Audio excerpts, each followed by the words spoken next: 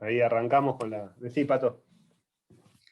Nosotros a veces hablamos con un lenguaje medio raro, y hablamos mucho de esto de la deferencia, que no es diferencia, sino que es deferencia. Ser deferente a alguien es creer en sus razones. Y decir, bueno, yo no sé mucho de esto, si vos me lo decís, yo voy a confiar. Y hablamos de que el primer tipo de escrutinio de mera razonabilidad era deferente a las autoridades políticas. Y parece que con los escrutinios que estamos empezando a ver, el de Portillo, esto de los medios alternativos, empieza a aparecer otro fenómeno que ya no es el de la deferencia ciega, sino que empieza a aparecer algo que también se habla mucho, que es el del activismo judicial. Que ya las cortes empiezan a tomar otra actitud respecto a las regulaciones estatales. Ya no van a ser, bueno, creo en lo que me decís, van a ser un poco más desconfiadas. Y van a empezar a tomar un rol cada vez más activo. Esto tiene muchas opiniones, y hay gente que es muy crítica del activismo judicial, hay gente que es muy promotora del activismo judicial, pero de la mano de este tipo de razonamientos que está en Portillo, es que muchas cortes empezaron a tener posiciones súper rigurosas y súper intervencionistas en la vida política. Hay cortes que legalizaron el aborto, así, a cara de perro, utilizando este tipo de razonamientos más exigentes respecto de las regulaciones estatales. Peor, o quizás peor no, pero más aún, hoy hay jueces que utilizan este tipo de razonamientos, quizás es discutible lo que voy a decir, pero hay muchos jueces de la ciudad, por ejemplo, que para bien o para mal, tienen una posición súper activista sobre cómo debería ser el rol de los jueces respecto del poder político, y se ponen y cuando hacen este análisis de los medios alternativos, terminan a veces asumiendo un rol casi de legisladores. Entonces, solamente me gustaría presentar estas dos formas de entender el rol judicial, con los problemas y las virtudes que tienen. Pero ahora lo que va a explicar Nico, los tipos de escrutinio que va a explicar Nico, tienen mucho más que ver con la idea de un juez activista, de un juez más presente, y a veces hasta la judicialización de la política. Tema que siempre suele estar ahí en el debate público. Te cuento, Pato, que habíamos dicho, de hecho, cuando termine la clase vamos a dar un rato para charlar sobre la situación actual y aplicar esto a toda esta discusión que tenemos respecto de las medidas de restricción, el fallo de la Cámara de la Ciudad, el fallo del juez federal, la situación de la Corte, así que todo esto que está íntimamente vinculado lo vamos a ver, porque me pareció que era como sacarle... como que queda descolocada la clase si no le hacemos un link, por eso hice algunos links, sobre todo al principio, con el debido proceso adjetivo, el DNU, el no DNU, las medidas de fondo, y todo eso lo vamos a retomar. Simplemente quiero avanzar con los conceptos como para que después los apliquemos de última en la discusión y no nos perdamos. Así que ahí voy. Ahí vamos. Va. Bueno, ahora vamos a ver proporcionalidad. ¿Por qué vamos a ver proporcionalidad? Porque la Corte empezó a usar criterios de este tipo de escrutinio en los casos que vimos, en Arenson, en Portillo, etc. El test de proporcionalidad, que la Corte, en la Argentina todo se llama razonabilidad, pero el test de proporcionalidad es un tipo de escrutinio parecido al de la razonabilidad, de creación alemana. En Alemania se le llama test de proporcionalidad, lo que nosotros le llamamos razonabilidad. No es exactamente lo mismo, por eso lo vamos a ver. ¿Y por qué también es muy importante que entendamos el test de proporcionalidad? Porque es el tipo de escrutinio que utiliza la Corte Interamericana de Derechos Humanos.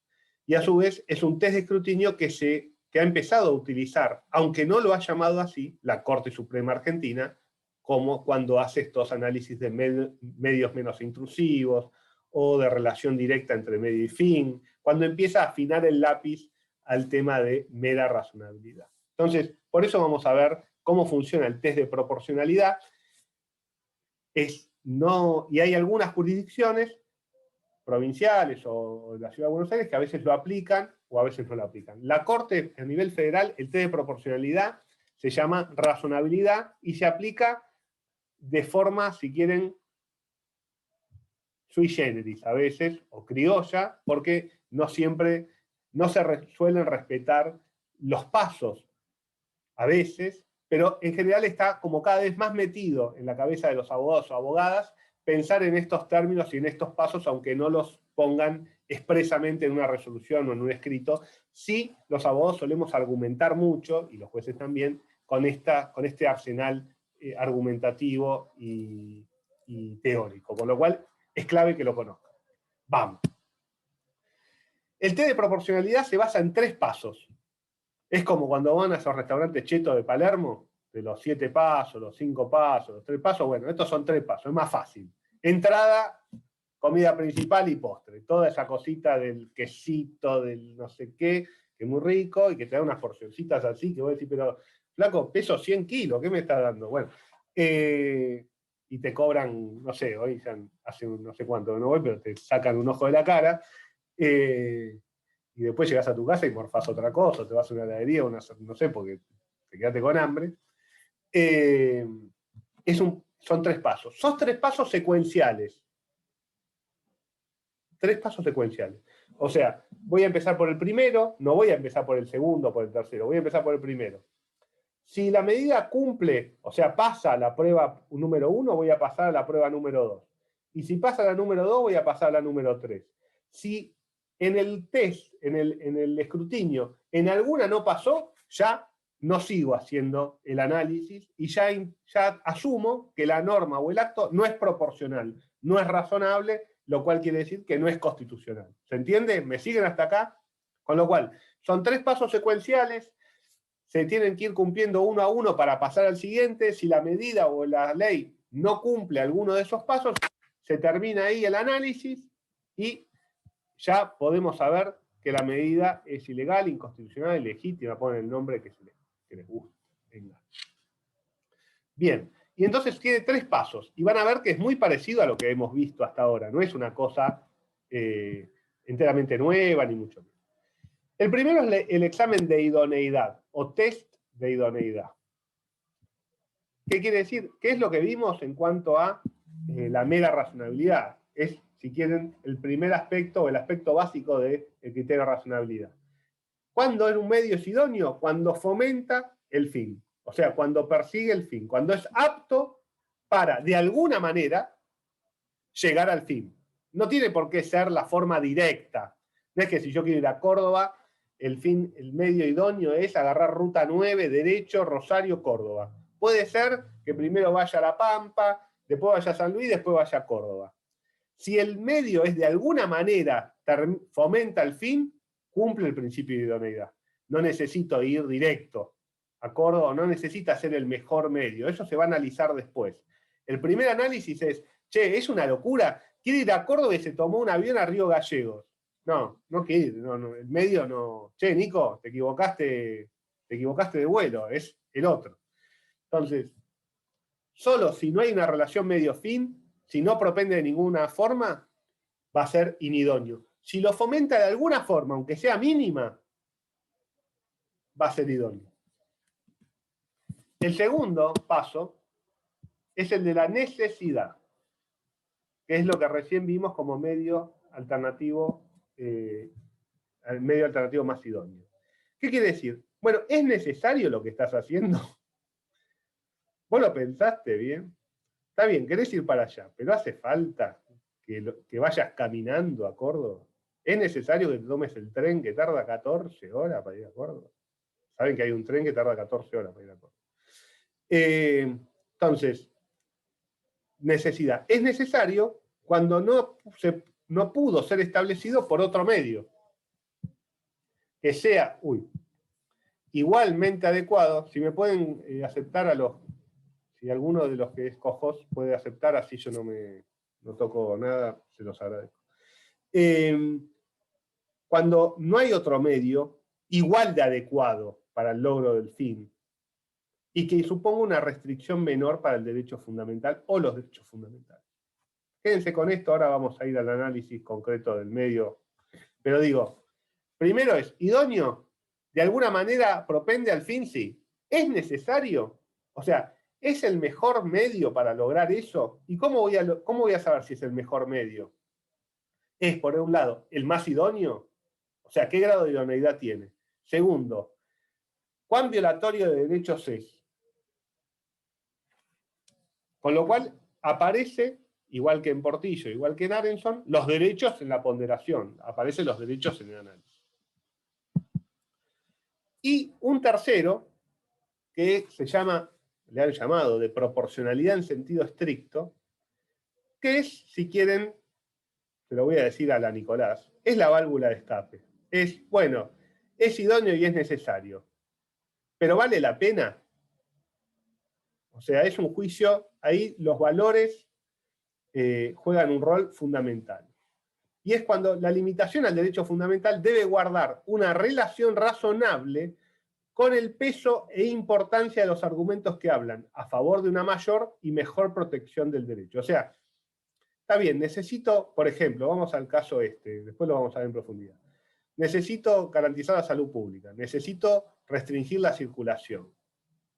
Bueno, decreto una cuarentena. ¿Vale la pena? O sea, los daños que provoco con la cuarentena, ¿pagan los beneficios que me da la cuarentena? Si lo peso, es una imagen, no se pueden pesar estos temas, pero es un juicio de ponderación. Bueno, ¿vale la pena hacer esto? Está bien, es idóneo, propende al fin, es necesario, no tengo otra forma de hacerlo, no hay otra forma. Qué sé yo, estamos colapsados, se muere la gente, no hay forma, necesitamos bajar la circulación, sí o sí, ya no hay más tiempo para estar jugando, si el intendente, si el gobernador, si el presidente, ya la gente se me muere en la calle. Ahora, ¿para mí es tan importante que la gente no se muera? Digo, es un juicio valorativo.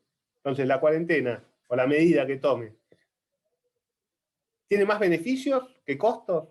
¿Qué gano y qué pierdo? Y el test de proporcionalidad es hipercriticado por este punto, que da una amplitud al que decide enorme, como se darán cuenta. ¿Está bien? Enorme. Vamos por paso. Examen de idoneidad. El examen de idoneidad supone, 1, también el juicio de proporcionalidad pretende como tomarse más en serio los problemas, ¿no? Entonces, bueno, ¿qué supone? Bueno, primero, identificar precisamente, en toda la medida posible, cuál es el fin o los fines estatales previstos, porque quizás la norma persigue varios fines estatales o el acto, no tiene por qué perseguir uno, y ver que no estén prohibidos por la Constitución.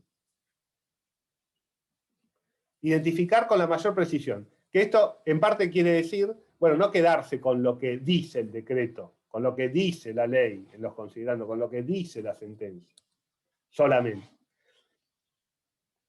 Individualizar el medio implementado. Bueno, ¿cuál es el medio que elegiste? A ver, mostrame un poquito. Identificar los derechos afectados.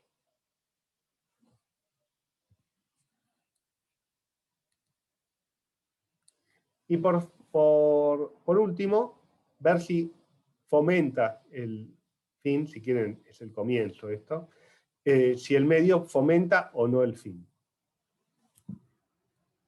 Este es el juicio de idoneidad, con lo cual es muy parecido al de razonabilidad, la adecuación medio-fin, pero quiere identificar bien el fin, quiere que no le metan el perro con el fin, quiere que le cuenten bien, quiere entender bien cómo es eso del medio, porque va a ser muy importante en el análisis posterior, más que en el de idoneidad, pero contame bien, a ver, no tengo tiempo para que me cuentes. y quiere entender bien qué derechos se afectan. Bueno, no sé, la presencialidad. Bueno, el derecho a la educación de los chicos. Se afecta por si es virtual o presencial. Bueno, quiero entender bien. Necesidad. Y acá se va a analizar si hay otros medios que propendan al fin. Volvemos a Portillo. ¿Hay alguna otra forma de garantizar la defensa de la patria y los derechos de Portillo? Y acá, este es el punto más neurálgico del test de proporcionalidad y es el que les pido que presten especial atención. Así que si están haciendo otra cosa, los que están con la cámara apagada, los que están con la cámara prendida, con el WhatsApp, yo también lo hago, viendo el diario, a ver qué dice Infobae, que lo lee, Mundo Azulgrana, no se sientan culpables porque todos hacemos lo mismo. Vamos Ciclón, qué sé yo. YouTube. Se puede hacer cualquier cosa, estar dando clase y haciendo 70 cosas distintas. Y si tenés la cámara apagada, ni te digo. Bueno, puedes estar bañándote. Pero presten atención a esto, por favor, porque además van a escuchar mucho pescado podrido en la tele, en los medios. El test de necesidad. Se fija si hay algún medio alternativo. O sea, si hay otra forma de hacer esto sin violar tantos derechos, ¿entiende? O sea, sin pagar tantos costos. Esa es la idea del juicio de necesidad. Bien, entonces, ¿qué requisitos tiene que cumplir este medio? Porque no cualquier medio es más idóneo, tiene que ser más idóneo. Y tiene que ser más idóneo en muchos sentidos distintos. El primer sentido es que el medio alternativo tiene que fomentar en igual forma, aunque sea, o más, el fin buscado. O sea, si yo te digo, bueno, tengo dos alternativas para el examen de constitucional. Puedo estudiar, leer el material, mirar alguna clase que quizás me quedó algo dando vuelta, charlar con un amigo o amiga sobre si entendió o no entendió. O puedo rascarme la panza las 3 semanas que quedan y listo, y tomar cerveza y deprimirme mirando la tele. Bueno, el segundo medio alternativo, y los dos van a rendir el examen porque confían además que, yo me acuerdo, las taradeces que dijeron los docentes esto, algo leí, yo la tengo re clara, esta es la 4ª vez que curso esta materia, me tienen re podrido, lo voy a probar igual. Bueno, parecería que el segundo medio, no estudiar, no es igualmente idóneo que estudiar. Entonces, no propende al fin con la misma intensidad. Con lo cual, el medio alternativo, ¿se me cortó? ¿Se entendió? ¿Se me cortó? Sí, profe, se te cortó un poco lo que dijiste. Ahora se escucha bien igual.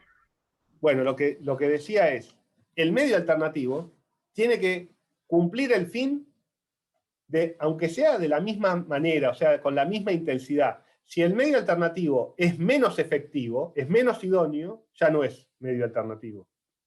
Tiene que ser como mínimo igual de idóneo que el otro. O sea, en el caso, vamos al caso concreto. Caso de la cuarentena. Necesito bajar la circulación. Tengo 2 medios. Puedo garantizarla, lo hago esquemático, también no pretendo dar una solución al tema, pero necesito bajar la circulación. Entonces, tengo 2 medios. Uno, restringo la circulación, no van los chicos al colegio, se conectan virtual, con lo cual, vamos a poner un ejemplo, reduzco en el 50% la circulación, o dejo la presencialidad y lo que hago es cortar el fútbol. Corto el fútbol. Corto el fútbol y los deportes al aire libre y los gimnasios. Y eso me genera una reducción de la circulación del 10%. Bueno, el medio que elijo no propende al fin buscado con la misma intensidad, con lo cual no es un medio idóneo. O no es... ¿Se me entrecorta? ¿Hola? Creo que se trabó de nuevo. Sí. A ver. Sí, se congeló, me parece. Sí, estoy congelado yo, pero a ustedes las escucho, eso no lo... Ahí vuelve, chicos. ¿Me escuchan? ¿Me escuchan? ¿Me escuchan? ¿Me escuchan? Nico, Sí, una cosa. profe, Sí. Sí, Pato, ¿me escuchás? ¿Estás flojo de batería o algo así? No, estoy flojo de papeles, pero en general, y de neuronas ni que hablar. No, pero Pero venías bien, pero como que... Y no, ahí se te restableció un poco igual. estoy bien de batería, pero debe ser la señal, porque además que no es mía. Pero bueno, mi esposa está atendiendo con la compu, no sé si están usando otros dispositivos. ¿Estoy ahí? ¿Me ven bien? ¿Me escuchan? ¿Ahora? Se ¿Ahora? volvió a cortar recién. Sí, Bueno, a ver. perfecto. Ahí, díganme si Quizás vengo... si cerrar la cámara. A ver. ¿Me escuchan? ¿Me escuchan bien? Sí, sí. Bueno, Sí, vamos. Entonces, para que el medio sea alternativo, o sea, para que sea un medio alternativo más idóneo, tiene que ser igual de efectivo para lograr el fin, aunque sea. Si es menos efectivo para lograr el fin, no es un medio alternativo. ¿Estamos? Por más que sea mejor, digo, si el fin es bajar la circulación y la medida alternativa baja menos la circulación que la medida adoptada, a ese fin no es más adecuado. ¿Me escuchan ahí? Sí, ahí está perfecto. Sí. perfecto. Por otro lado, en el otro rincón del ring, el medio alternativo debe restringir menos los derechos afectados. O sea, si a mí me dicen, por ejemplo, terminar con la presencialidad en las escuelas genera un perjuicio que lo genera a el proceso educativo de los niños. Se afecta a los derechos de los niños. ¿Ok? Bueno, entonces, ¿y vos qué medio alternativo tenés? ¡Ah! Yo le pongo una bomba a las escuelas. Bueno, entonces, el medio alternativo que vos estás buscando, lo hago, qué sé yo, doy un ejemplo absurdo para que se entienda, ¿está bien? Digo, el medio tiene que ser menos restrictivo del derecho. Entonces, bueno, mi medio es que vayan al colegio, ok, bueno. O, por ejemplo, si se resuelve que no haya escuelas, bueno, un medio alternativo es que sea virtual las clases. Por ejemplo, esto que estamos haciendo acá. La facultad está cerrada y un medio alternativo que propende igual al fin, o sea, no circulamos, no nos juntamos, no es peligroso para la circulación del virus y de alguna manera mantenemos las clases. Eso es lo que estamos haciendo acá. Ese sería un medio alternativo. La virtualidad sería un medio alternativo. Ahora, si mi medida es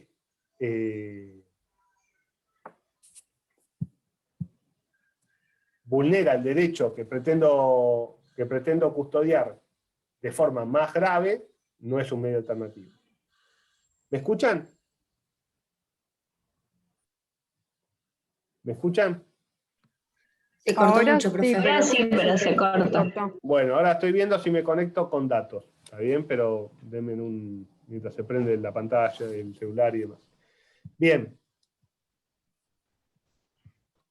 A su vez, no solo debe ser menos violatorio del derecho que quiero custodiar, sino que también tengo que tener en cuenta que no viole otros derechos de manera más profunda que la medida original, porque quizás por ejemplo, y pasa un poco bastante con el tema de los colegios. Bueno, la presencialidad garantiza mejor el derecho de los alumnos a tener educación. Estamos de acuerdo, lo garantiza más que la virtualidad. Ahora, pero afecta más la salud pública. Entonces, para que sea un medio alternativo y para demostrar que es innecesaria, por ejemplo, la restricción a la presencialidad, no es una discusión solo donde está en juego el derecho a la educación.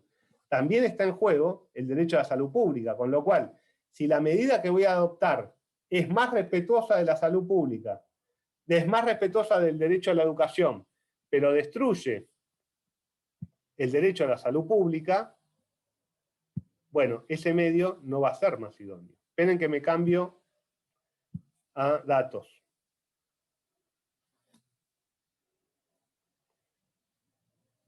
¿Me perdieron o estoy? ¿Me escuchan? ¿Me escuchan? Sí, se escucha. Ahora sí. Sí, profe. ¿Ahora mejor? Bueno, vamos con los datos de Movistar. Bien. Entonces, no sé si me escucharon bien que la medida, el medio alternativo, debe garantizar mejor el derecho que quiero custodiar, obviamente, si no, ¿para qué voy a proponer un medio alternativo? Pero además, no debe violar otros derechos en mayor intensidad de los que lo violaba la otra medida. Entonces, si el medio alternativo es igualmente idóneo que el medio elegido por el Estado, restringe menos los derechos del afectado, pero restringe en mayor medida otros derechos fundamentales, como por ejemplo creo que sería el caso de la presencialidad, porque restringe menos la presencialidad del derecho a la educación, pero afecta más el derecho a la salud pública en situaciones de colapso del sistema sanitario, es un caso dudoso. El test de necesidad no te lo resuelve. Tenés que pasar al siguiente paso. Es como el juego de la oca, ¿está bien? No lo resuelve el test de necesidad el problema. Te dice, bueno, es dudoso, seguí tu camino.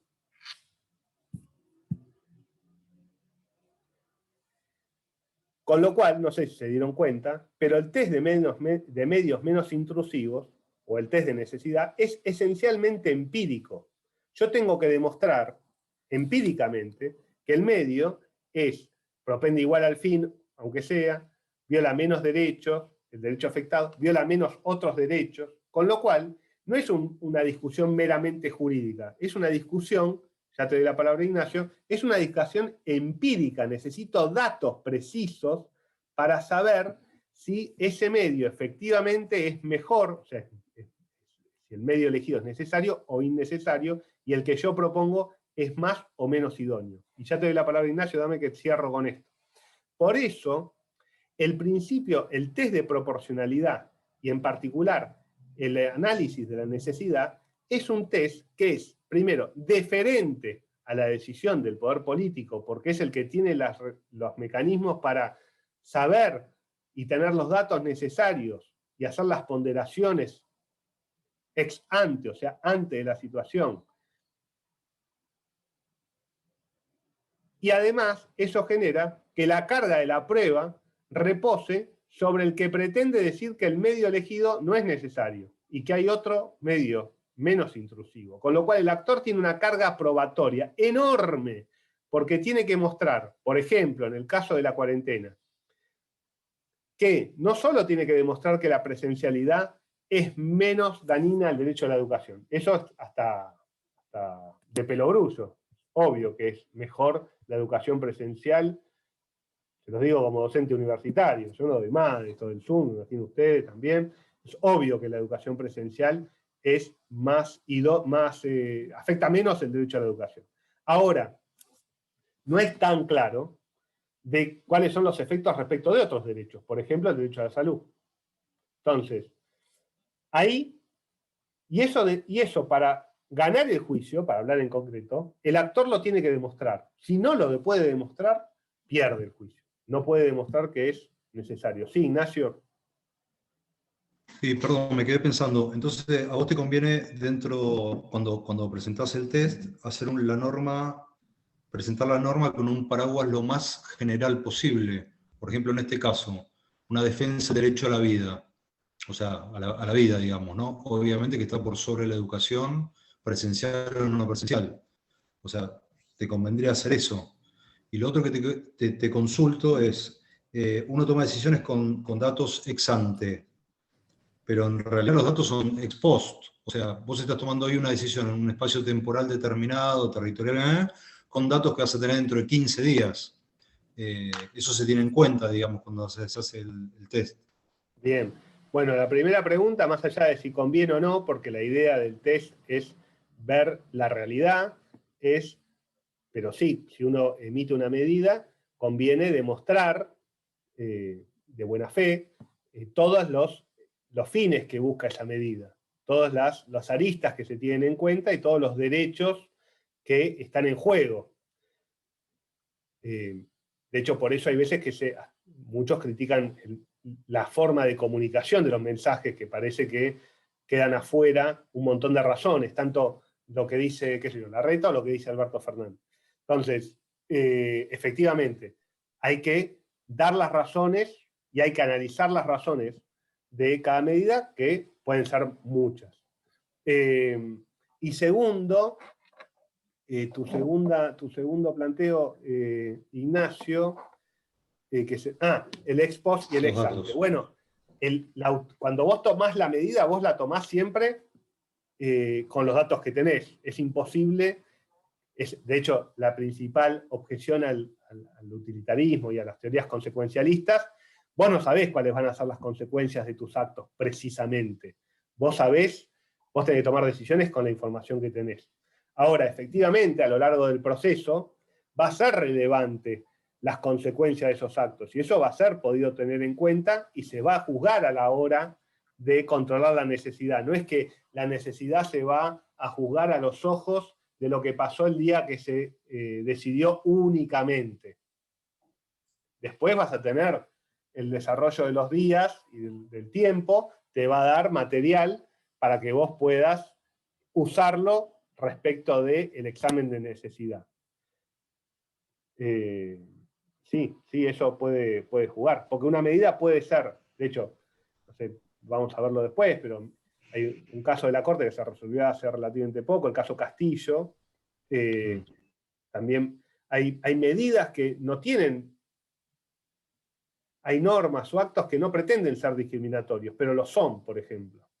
Y hay medidas que pretenden no restringir derechos, pero quizás los restringes en mayor medida de lo que querían. Entonces, bueno, ahí este examen de proporcionalidad y también de escrutinio estricto va a jugar un papel y se va a poder discutir eso. ¿Está bien? Pero la carga de la prueba va a ser tuya, que vos digas, bueno, esa situación cambió. Bueno, ahora que pasó el tiempo, se demuestra que es equivocado.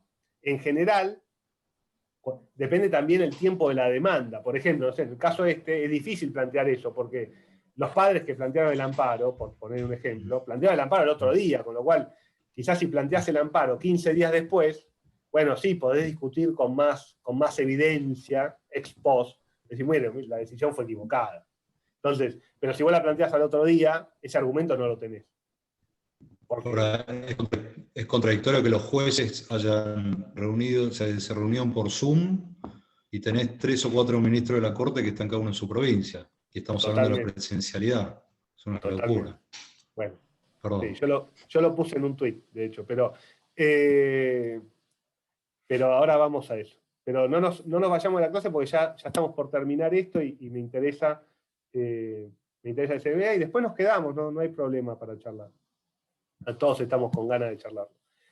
Bueno, si pasamos el test de idoneidad y pasamos el test de necesidad, llegamos, ya sea porque la medida lo pasó o porque es dudoso en el caso de la necesidad, llegamos al último estadio de la ciencia jurídica alemana, que es el juicio de proporcionalidad estricta, donde básicamente vamos a ponderar, a esto le encanta a un autor en particular que se llama Lexi, un autor alemán, en donde vamos a ponderar si los perjuicios para los derechos fundamentales de la medida justifican la medida. O sea, si el fin que quiero seguir con la medida a través de un medio que es idóneo y es necesario, se justifica. Y esta es una elección valorativa.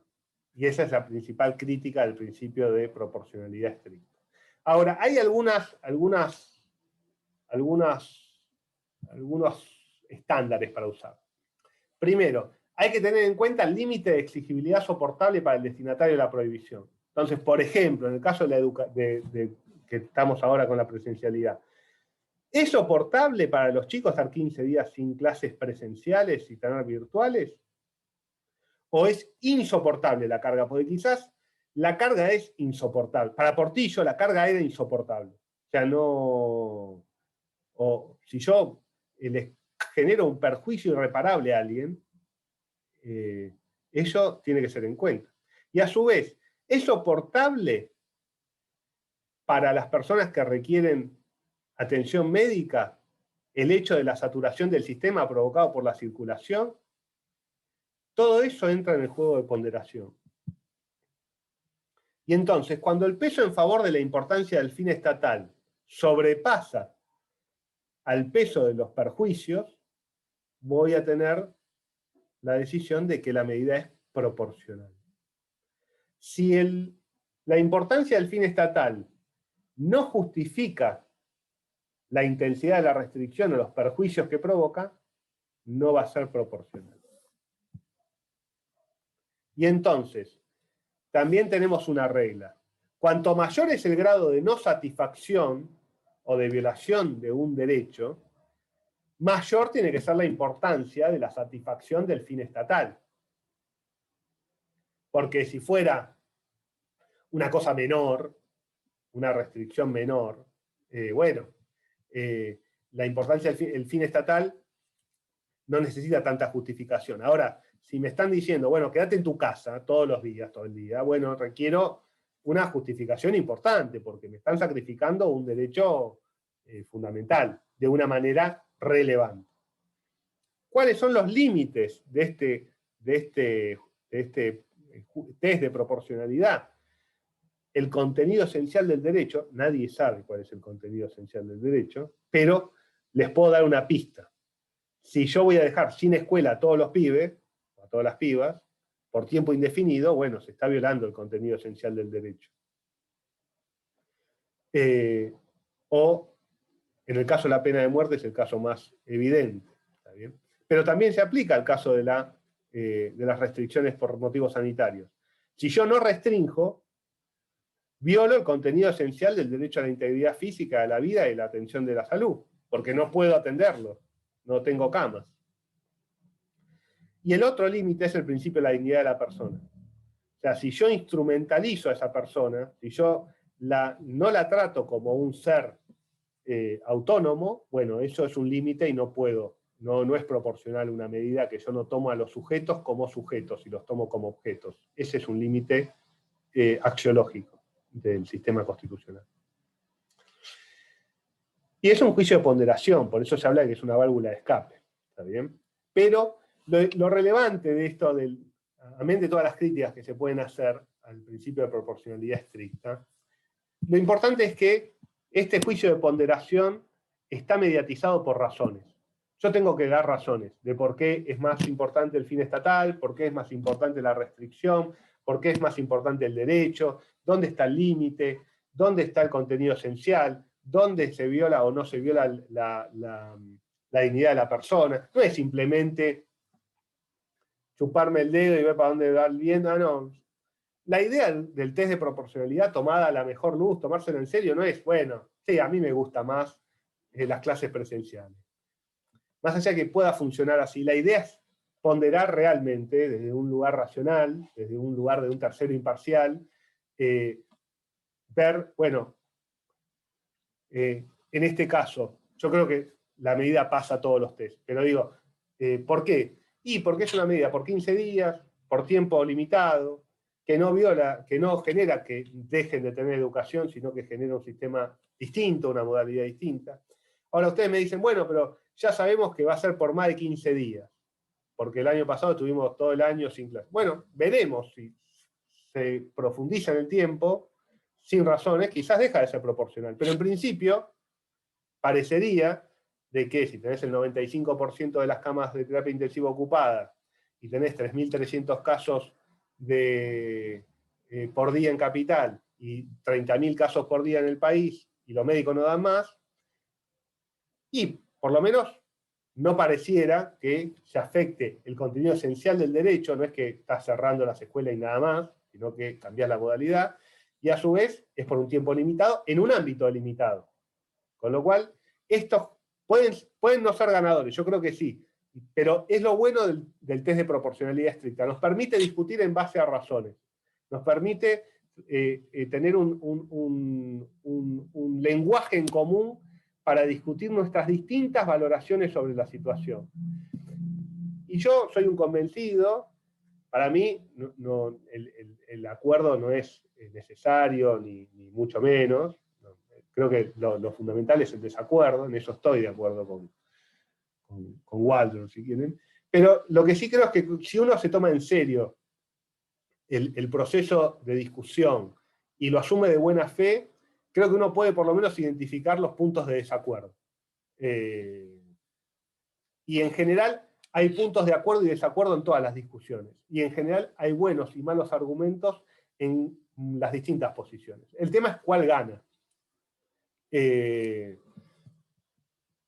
Hasta ahí con el test de proporcionalidad. Voy a hacer una sola cosa más del test de escrutinio estricto. No, vamos a ver, bueno, el ejemplo, ¿qué te parece, Pato? ¿Voy al ejemplo de aplicación o creo que no es necesario? Si no, podemos explicar escrutinio estricto mejor en la clase de igualdad. Exacto, porque escrutinio estricto lo vamos a ver en la clase de igualdad con todos los chiches. Vamos a ver, si quieren, por un tema de tiempo, bien proporcionalidad para cerrarlo, y dejamos escrutinio estricto para igualdad. Igual les pido que lean lo de escrutinio estricto del PowerPoint, desde ya es poco, y el texto de Tracy, que lo tienen para hoy. Es muy claro. Es muy claro, muy fácil. Igual algo voy a decir de eso. Pero un caso de aplicación del test de proporcionalidad es este caso Arena. Que lo bueno del caso Arena es que tenemos un fallo de la Corte y un dictamen de la Comisión Interamericana.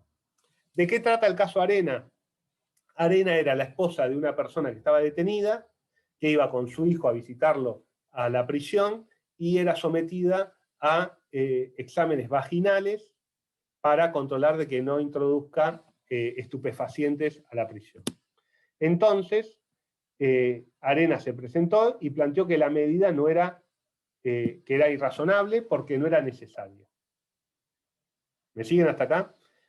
O sea que el fin buscado de la seguridad interna y de evitar que se ingresen productos o elementos dañinos, se podía proteger de otra manera. La Corte, en el fallo Arena, 1989, con voto de Petrac y de los liberales, así más, no es una corte reacia a los derechos, por lo menos declarativamente, rechaza la demanda de Arena en estos términos. Y dice: el examen de las medidas adoptadas por el Servicio Penitenciario Federal respecto del accionante no autoriza concluir que aquellas sean manifiestamente arbitrarias. No sé por qué le pone el manifiestamente, pero le pone el manifiestamente arbitrario. Toda vez que no parece existir en la actualidad medios alternativos por los menos en los que respecta a las sustancias estupefacientes para detectar la presencia de objetos peligrosos en aquellos visitantes que pretenden tener contacto físico con los internos. No desconoce el tribunal la fuerte intrusión a las medidas impugnadas, provocan la intimidad de la actora, pues precisamente en el caso de autos, en el cual resulta aplicable la doctrina según la cual son legítimas las medidas fuertemente limitativas de la libertad individual cuando aquellas tienden a preservar un interés estatal vital, como es el de la preservación de la integridad física de los internos, y no parecen existir vías alternativas menos restrictivas para satisfacer dicho interés. Imagínense aplicado este criterio al caso de las clases presenciales.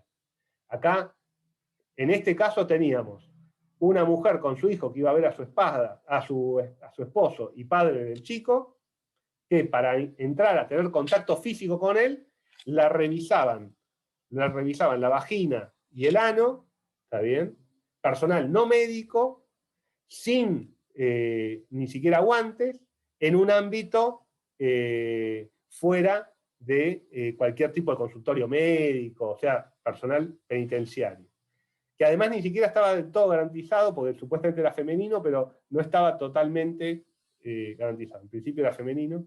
Estamos hablando de esa situación, ¿está bien? Imagínense, si aplico este criterio, o sea, es necesario ver la vagina de una persona para controlar la seguridad interna en la prisión. Eso es lo que dijo la Corte. Imagínense, si aplico este test, a no tener 15 días clases presenciales. No, le tienen que dar un cachetazo a la Ciudad de Buenos Aires por presentar la demanda. ¿Qué dijo la Comisión Interamericana? Y repito, una Corte que es vista como el paladín de los derechos. ¿Cuál fue la razón? Que entendió que no había medios alternativos. Por eso es importante también el fallo de la Corte. ¿Cuál es el fundamento? ¿Qué dijo la Comisión Interamericana? Y esto es clave que se lo guarden, y por eso hicimos bien, Patricio, en dar el fallo y no ir a escrutinio estricto, que lo vamos a ver bien en la clase de igualdad. Primero, ¿qué dijo la Comisión Interamericana? Cuando dice CID, es Comisión Interamericana de Derechos Humanos. Cuando dice Corte IDH, es la Corte Interamericana de Derechos Humanos. ¿Está bien? Y ustedes pueden tener si no lo sabían esto, con informe. Los informes la Corte no emite informes, emite fallos. Los informes los saca la Comisión Interamericana. Que ya vimos en la clase de supremacía, que los dictámenes de la Comisión Interamericana son de obligatorio seguimiento para los tribunales argentinos en virtud del criterio que ha adoptado la Corte en el fallo. ¿En qué fallo? ¿Qué fallo? ¿En qué fallo la Corte dijo que los dictámenes de la Comisión Interamericana obligan a los jueces internos? Giroldi.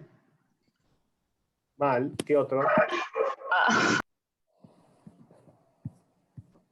Urnequian. Mal. ¿Qué otro? Urnequian es otro. No, equivocado. Después de 3 horas.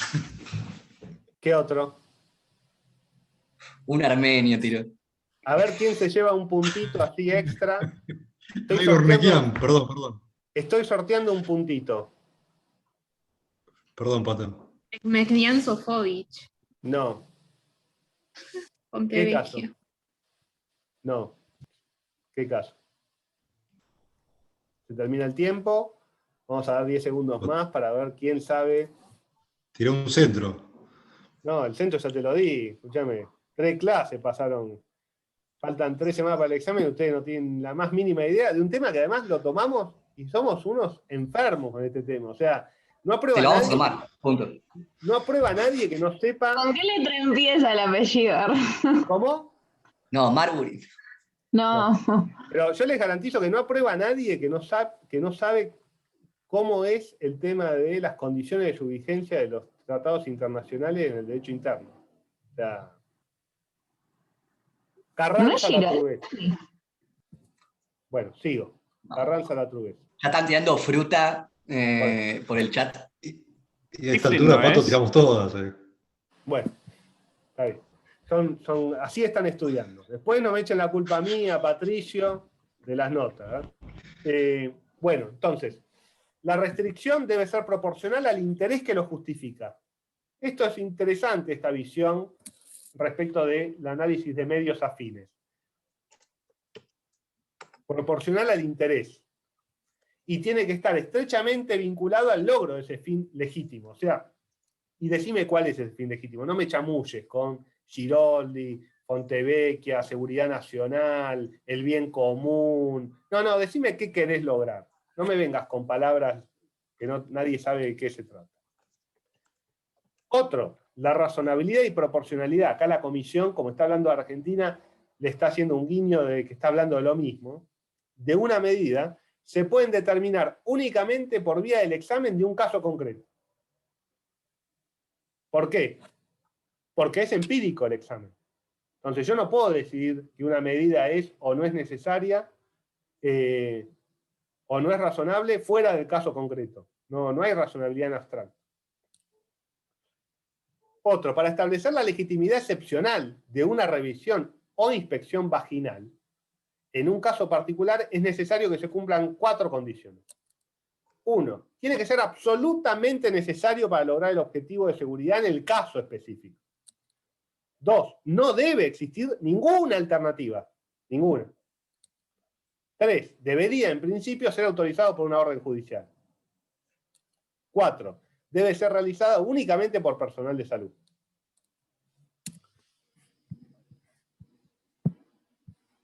¿Qué dijo la Comisión Interamericana? Acá hay medios alternativos. Primero, pueden poner un aparato como el de los aeropuertos de rayos X. No necesitan ni tocarlo a la persona para saber si tiene algo adentro.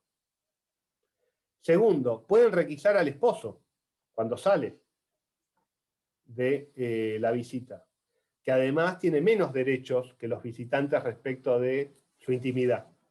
Pueden requisar la celda del detenido. Pueden poner, además, ¿dónde se lo va a guardar el detenido en una reunión, en un salón, en donde además hay personal del servicio penitenciario? Porque no es que las visitas, salvo las visitas íntimas, que hay visitas íntimas,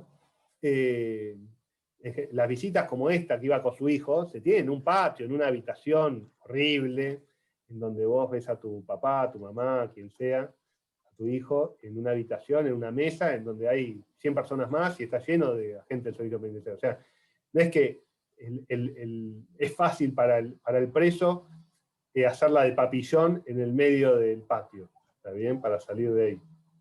Lo hablo en términos lo más altos posibles. Entonces, sí, Candela. Con respecto al fallo que estabas hablando recién, puede ser que era el de la violencia contra la mujer, que si se aprobaba la probation dejaba desprotegido la protección contra la mujer en el fallo Góngora. No le veo la vinculación directa al tema. Alguna vinculación tiene, pero no termino de verla. No, en este caso me parece que no. Entiendo, creo lo que decís, y es inteligente, pero no, me parece que no es tan preciso para este caso. Bueno, perdón, Candela, que quizás no te entendí yo, seguramente. Vimos debido proceso sustantivo, razonabilidad, proporcionalidad, vimos los fallos, nos queda fuera escrutinio estricto, que básicamente es un test mucho más exigente que se utiliza cuando hay discriminación, y cuando hay discriminación, la carga de la prueba es del que discrimina. Vamos a ver después con igualdad cuándo hay discriminación, cuándo no hay discriminación. Por eso, a mí me gusta darlo en esta clase, pero si no queda tiempo, se ve en igualdad, así que no hay problema. Obviamente entra el examen. Si hay alguna pregunta sobre los temas que vimos, en general abstractos, háganla, y si no, pasamos a charlar sobre, y dejo de grabar, pasamos a hablar sobre el tema de la cuarentena, el DNU, la reta, el juzgado, la cámara, la corte, etcétera, etcétera.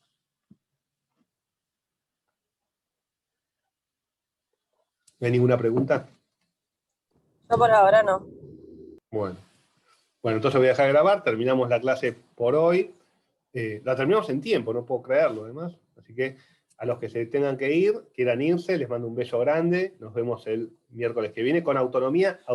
Vienen 2 clases que yo no podría expresarles de qué manera son más esenciales. O sea, autonomía, el que no se puede no saber autonomía para aprobar la materia, es como el corazón, uno de los corazones, pero me animaría a decir el corazón del curso. Sí, Patricia.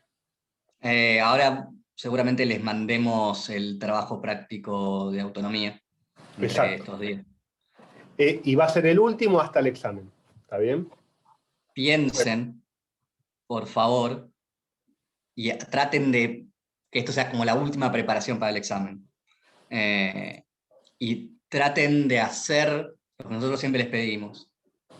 Utilizar bibliografía, doctrina, para resolver el caso puntual. No reproducir cosas, sino decir, bueno, Nino dice esto, a mí me parece que Nino acá se aplica de esta manera, y el fallo no sé cuánto me hace pensar de esta manera, y la tradición republicana, o la liberal, o la conservadora, creo que tiene que creo que respondería a este problema de esta manera, por estas razones, porque como dicen no sé quién, traten de argumentar.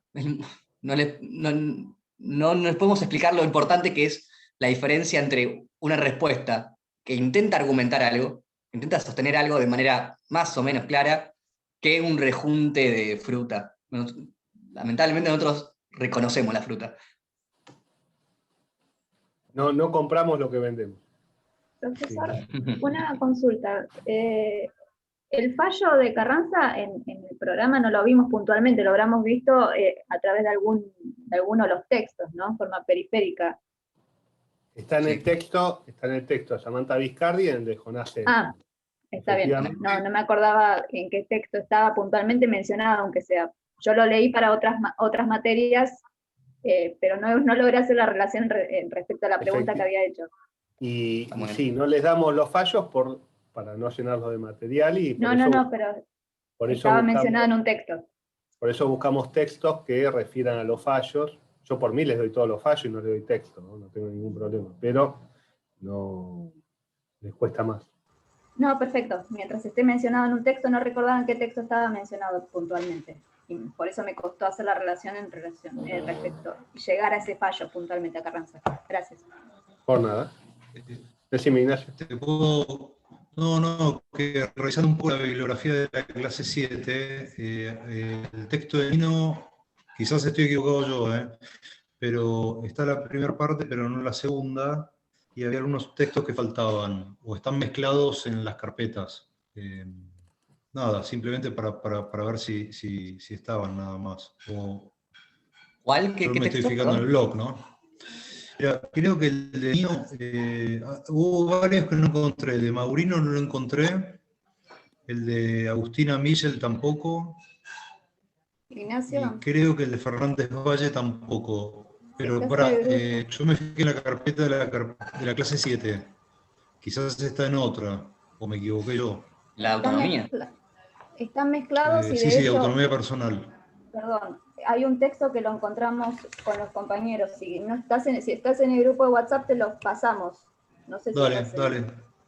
Sí, yo para verlo con tiempo nada más. En la carpeta del Drive que se accede a través de la página web están los textos. Sí. Bueno, por eso, puede ser que me haya equivocado yo por donde me metí. Los otros los venía viendo. Pero bueno, era para avisar con tiempo nada más. Yo los veo, pero si alguien después ve que no hay, avisa. Bueno, voy a parar. Drive. Había un problema con el texto Cianciardo, que no estaba el libro, había solamente, hay dos bloques de páginas y estaba solamente la primera en las carpetas del Drive, pero uno de nuestros compañeras nos consiguió el libro, entonces de ahí sacamos directamente las páginas. Bueno, ahí debe haber sido una omisión porque escaneé las dos, así que después lo subo. Perfecto. Bien. Bueno, voy a parar de grabar.